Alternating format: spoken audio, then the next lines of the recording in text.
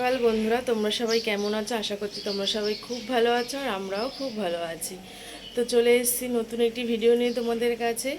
আর এখন হচ্ছে শনিবারের সকাল 9টা। এখন থেকে আমি ভিডিওটা স্টার্ট করলাম। এখন করব হচ্ছে সকালের টিফিন। সকালে এখনও টিফিন করা হয়নি, সকালের টিফিন। আর আমার বর গেছে বাজারে, দেখি ও বাজার থেকে আসুক কী কী বাজার নিয়ে আসে, তারপরে ভাবছি কী কী রান্না করি সেটা তোমাদের সাথে শেয়ার করব। তো এখন আজকে টিফিনে বানাবো চানা মশলা। তো ছেলেদের আসবে আজ সকালবেলা, সে ড্রয়িং টিচার আসবে। তো ওদেরকে এখন ডেকে তুলতে হবে, কেন 9টা 40-এ আসবে। একটু দেখি আর 10-15 মিনিট বাদে ওদের ডেকে তুলে ওদের ব্রাশ করিয়ে, ওরা তো সকালে ড্রয়িং করতে বসে, কিছু খেয়ে বসে না। ও ড্রয়িং করিয়ে যাওয়ার পরে খায়। হ্যাঁ, এটাই ওদের ওদের অভ্যাস। তার আগে ওরা কিছু খেতে চায় না। তো কী করবো বলো, ঘুম থেকে উঠেই না ওদের খিদে পায় না, এই ওরা খেতে চায় না। তো এরপরে আবার আসবে ওদের পড়াতে, তো তখন একদম খেয়ে দিয়েই পড়তে বসবে। তো চলো দেখতে থাকো আর সারাদিন আমার সাথে থাকো। আর দেখো, এটা হচ্ছে আমার বাড়ির পিছন দিকের ভিউ। দেখেছো, এখানে একটা বট গাছ আছে, আর এই বট গাছের নিচে একটা রামকৃষ্ণদেবের মূর্তি আছে। কোনো সময় নিচ থেকে তোমাদের দেখাবো। আর এই একটা পুকুর, পুকুরের ওই পাশে দেখো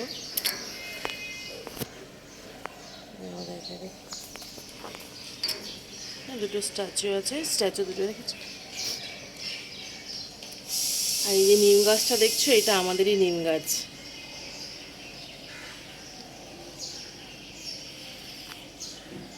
তো দেখো, আমার বর বাজারে যাওয়ার আগে দেখো এদিকে ডালটা সেদ্ধ করে রেখে গেছে, আর এখানে চানা মশলাটা সেদ্ধ করে রেখে গেছে, আর হচ্ছে এই যে ময়দাটাও মেখে রেখে গেছে। আর চানা মশলা এখানে একটু রসুন ছুঁড়ে রেখে গেছে। আমি এখন পেঁয়াজ আর আদা টমেটো কাটবো। আজকে আমার বরের অফিস নেই, ওর আজকে ছুটি, ওর শনিবারকে ছুটি থাকে, কালকে আবার অফিস আছে। তো আজকে ও বাড়িতেই আছে, আর আমার শ্বশুর শাশুড়ি আজকে বাড়িতে নেই, ওনারা একটু ডাক্তারের কাছে গেছেন। তো চলো এইভাবেই আজকে সারাদিনটা কাটতে থাকবো, আর তোমাদেরকে সাথে যেটুকু পারবো শেয়ার করতে থাকবো।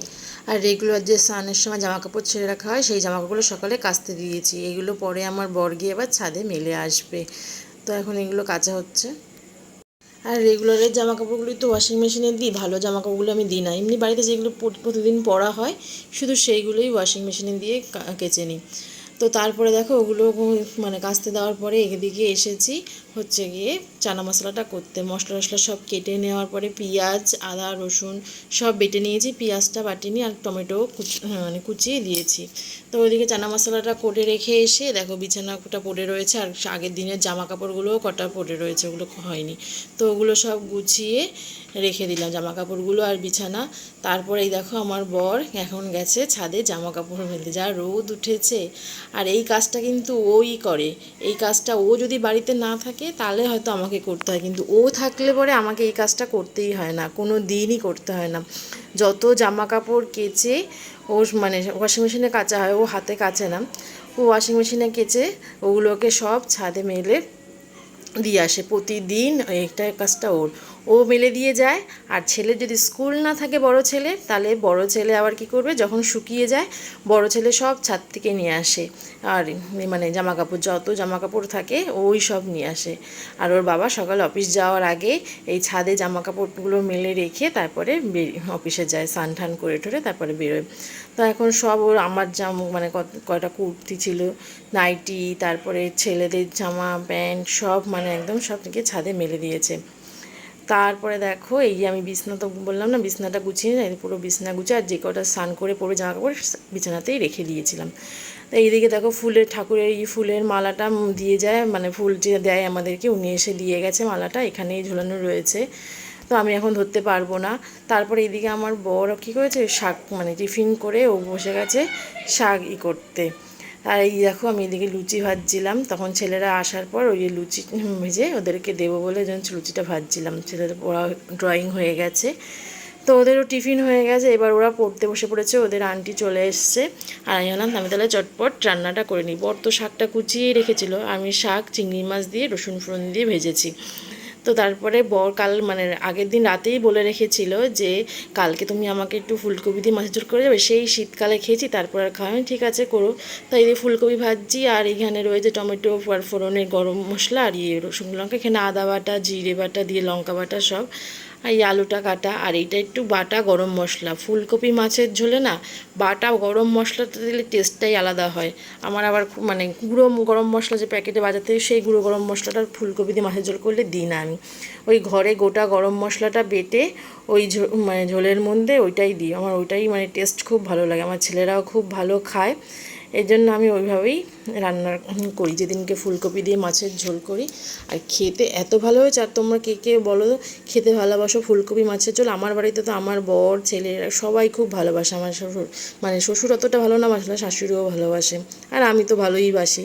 আর এই ফুলকপি তো খাওয়ার সময় দেখি সবার পাখে দুটো করে পড়েছে। কতটা মানে অর্ধেক দিয়েছিলাম আর অর্ধেক রেখে দিয়েছিলাম, কিন্তু খাওয়ার সময় দেখলাম দুটো করে সবার ভাগে পড়েছে। আর রাত তো ছিলই না সব কারোর জন্য। আর এই হয়েছে রান্না কমপ্লিট হলো এইমাত্র, দেখো। আর এবার রান্নাঘরে পুরো অবস্থা পুরো লন্ডভন্ড, এখন এগুলো পরিষ্কার করতে হবে। আর এই এদিকে আছে মাছের ঝোল, দাঁড়াও এই দেখো,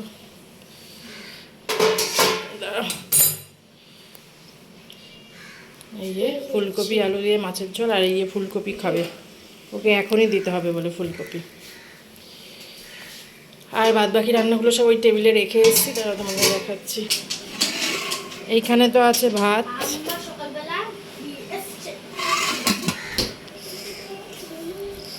এইখানে শাক ভাজা চিংড়ি মাছ দিয়ে, আর এখানে ডাল, আর এইটাই তো আর কিছু নেই ফাঁকা, এটাই দুধ। সকালে চা বানাতে গিয়ে সেই চা বানানো হয়নি, দুধটা রয়েছে। ছেলেদের স্নানও হয়ে গেছে, এই দুই ছেলে স্নান হয়ে গেছে, আর বড় ছেলে গেছে স্নান করতে। তো আমি এবার রান্নাঘরটা পরিষ্কার করে যাব স্নান করতে। তো দেখো, রান্নার পর সবচেয়ে বড় কাজ হচ্ছে রান্নাঘর পরিষ্কার করা। তখন মনে হয় না দাঁড়িয়ে থেকে রান্নাঘরটা পরিষ্কার করি, মানে রান্না হয়ে গেলে কতক্ষণে রান্নাঘর থেকে বেরোবো, এটাই মনে চিন্তা থাকে। আর ভালোও লাগে না তখন আর দাঁড়িয়ে এই কাজগুলো করতে, কিন্তু পরিষ্কার না করে তো উপায় নেই, রান্নাঘর থেকে ফেলে রেখে বেরোনো যাবে না। রান্নাঘরটাকে একদম পরিষ্কার পরিচ্ছন্ন করেই বেরোতে হবে। তো দেখো সব জায়গা ভালো করে মুছে নিচ্ছি। তো মুছে নেওয়ার পর এবার ভাতের হাঁড়ি ফের সব নিয়ে আসবো। তো হয়ে গেছে রান্নাঘরের কাজ একদম কমপ্লিট, পুরো হাঁপিয়ে গেছি সকাল থেকে, মানে একটু নেই, একটার পর একটা করতে করতে আমার অবস্থা খারাপ। তো এখন একটু বসে রেস্ট নিয়ে নেব। আর এই দেখো পুরো পরিষ্কার, খাবারগুলো সব এখানে রেখে দিয়েছি। আর দেখো শনি দেখানো না ফুলের মালা দিয়ে গেছে, আর শনি মঙ্গলবার প্রত্যেক শনি মঙ্গলবার আমাদের জবা ফুলের মালা দিয়ে গেছে। আজকে জবা ফুলের এটা দেখলাম কম রজনী দিয়ে জবা দিয়ে গেঁথে গেছে। আর এই ফুলের মালা আমার ছেলে এই ফটোতে পড়া, আর ঠাকুরের আসনে ওর একটা আলাদা করেই মা কালীর আসন আছে, হ্যাঁ, ওখানে ও প্রত্যেক শনি মঙ্গলবার মালা দেয়।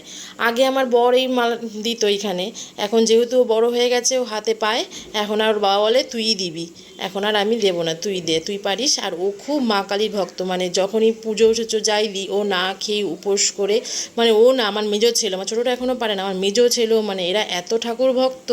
কোনো বাড়িতে আমি পুজো করলে আমি উপোস করে থাকলে ওরাও সারা দিন আমার সাথে উপোস করে থাকে, মানে এতটুকুনো যে বাচ্চা বলে না সারাদিন খাবে না, মানে আমি যদি জলও না খাই ওরা জলও খাবে না, এতটা ওদের মধ্যে ঠাকুরের প্রত্যেক কালী পুজোয় মানে সময় ওরা উপোস করে। আর দেখো প্রতিদিন কি করে বলতে, দেখি দুপুরবেলা দেখাই না যে ওর ঘর নোংরা করছে, আঁকা আঁকি করে কাগজ ছিঁড়ে। আমি বলছি আজকে আমি পরিষ্কার করতে পারবো না, আজকে তুই পরিষ্কার করবি, তোরা মানে দুই ভাইয়ে মিলে, বড়োটা করে না মিলে ছোটো দুটো। তো এবার কী করেছে সব কিছু করার পরে এখন দেখো এই যে ঘর ঝাড়ে, যে আমার মা খালি সাবাচ্ছে ঝাড় দিচ্ছে, বল দেখো সমু দিদি করে খ্যাপাচ্ছে। তারপর মাকে রেখে আমি আর আমার বর এই দুজনে মিলে বেরিয়েছি। আমার বরের তো কাজ থাকে, প্রতিদিন অফিস থেকে আসার পর ওর বাইরে আরও কাজ থাকে। এবার বলছে দেখো এত দূর আমি যাব, তুমি একটু আমার সাথে চলো, একা একা অতটা রাস্তা, তুমি থাকলে তাও একটু মানে কথা বলা যায়, তুমি চলো। আমি প্রথমে যেতে চাই না, আমার ভালো লাগছে না রাত্রিবেলা, আমি দূর যাবো না। বলছে চলো না, আমার এতটা রাস্তা আমার ভালো লাগছে না, তুমি চলো, তুমি থাকলে তো একটু মাঝে মাঝে তো কথা বলতে পারি, তোমার সাথে করতে পারি। মানে যেতে এখান থেকে প্রায় 1 ঘন্টা টাইম লাগে। সেই কামদুনি বলে একটা জায়গা আছে, ওইখানে যায় ওর, মানে ওর যে কাজ, ও সেখানেই ও যায়, ওর জন্য ফোন করেছে তারা, ওখানে গেছে। তো আসার সময় দেখো দুটো সাইড কি অন্ধকার রাস্তা, একটা লাইট পোস্টের লাইট নেই, শুধু আমাদের গাড়ির লাইটে লাইট, আর কত দূর দূর সে দেখা যাচ্ছে লাইট, আর দুটো সাইড মানে জল আর নিচে মানে এখানে মনে হয় মাছ ফাছ চাষ হয়। যাই হোক, দিনের বেলা আসলে না আবার খুব ভালো লাগে। দিনের বেলা কদিন এসেছি, মানে সাইডটা খুব সুন্দর দেখতে লাগে, দুদিক দিয়ে জল, মাঝখান দিয়ে রাস্তা, খুব ভালো। কিন্তু রাত্রেবেলাটা খুব ভয়ঙ্কর, আমার রাত্রেবেলার জন্য যেতে ইচ্ছা করে না। আমার রাস্তাটা এত ভয় লাগে, মানে কি ভূতের ভয় থেকে আমার বেশি পাই মানুষের ভয়। এই জন্য এই রাস্তায় আমি রাত্রেবেলা যেতেই চাই না। কিন্তু ওই একা যাবে, ওই জন্য ওর ভালো লাগছে না, চলো চলো চলো করে চলো তাহলে। এই মানে সেই 8টা সাড়ে 8টার সময় বেরিয়েছি। তো বাড়ি ফিরতে ফিরতেও অনেক রাত হয়ে গেছিলো, মানে সেই রাত্রি 10:30 11টা বেজে গেছিলো বাড়ি আসতে আসতে। তো কী করবো, বাড়ি এসে আর সেভাবে ভিডিও করতে পারিনি। এর জন্য ভাবছি ভিডিওটা এখানেই শেষ করলাম, রাস্তা দিয়েই তোমাদের ভিডিওটা শেষ করলাম। আর আমার ভিডিও কেমন লাগছে তোমাদের আমাকে কমেন্ট করে জানিও। যদি ভালো লেগে থাকে তাহলে প্লিজ একটা লাইক করো, আর আমার চ্যানেলটাকে সাবস্ক্রাইব করে দিও, তাহলে আমার এরকম অনেক অনেক ভিডিও তোমরা দেখতে পাবে। তো আজকের মতন টাটা, গুড নাইট, দেখা হবে নতুন একটি ভিডিও নিয়ে তোমাদের সাথে আবার কালকে।